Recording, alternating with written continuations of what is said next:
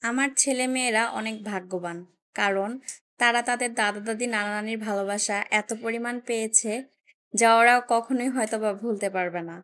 বেশিরভাগ দাদা-দাদি, নানা-নানিরাই তাদের নাতি-নাতনিদের তাদের সন্তানদের থেকেও বেশি ভালোবাসে, তাদের জীবনের থেকেও বেশি ভালোবাসে। আবার কিছু, কিছু দাদা-দাদি, নানা-নানি আছে, যারা নাতি-নাতনিদের খুব বেশি একটা ভালোবাসে না বা খুব বেশি একটা পছন্দ করে না।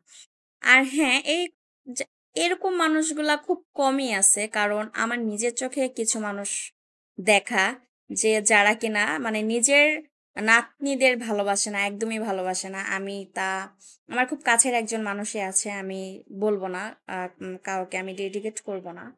কিন্তু এরকম কিভাবে পারে? আমি তো আমার শ্বশুর-শাশুড়ির কথা বলি বা আমার আব্বু-আম্মুর কথা বলি। তারা আমার ছেলে-মেয়েকে এত পরিমাণের ভালোবাসে, এত পরিমাণের আদর করে। আবার যখন আরেকজনকে দেখি যে তারা তাদের নাতি-নাতনিদের এরকম ভালোবাসে না, তখন আমি চিন্তা করি যে কিভাবে সম্ভব? মানুষ কিভাবে তাদের নিজের রক্তকে ভালো না বেসে কিভাবে থাকতে পারে? যাই হোক, ভুল কিছু বলে থাকলে অবশ্যই ক্ষমা করে দিবেন। কারণ আমার নিজের দেখা অনেক কিছুই মাঝে, মাঝে অনেক খারাপ লেগে যায়। তো এজন্য কথাটা বলে ফেললাম। তো আমার ছেলে কিছুদিন থেকে ডাব খেতে চেয়েছিল। তো তারপরে ওর দাদা একটা ডাব নিয়ে আসে। তো ওরা ২ ভাই-বোন অনেক মজা করে খাচ্ছিল ডাবটা। আর একটু নারিকেল দেখে নিয়ে আসে যেন ডাবের পানিটা খাওয়ার পরে যেন একটু যে একদম শাঁসটা হয় একটু নরম, নরম।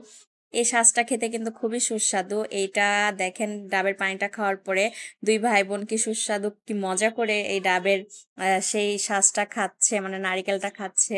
আর আমার ছেলে তো খুব খুশি। আমার ছেলে ডাব আ অনেকদিন থেকেই বলছিল খাবে। আর তাছাড়া বলছিল যে ও মাঝে, মাঝে ডাব খায়। ডাব খেতে অনেক পছন্দ করে।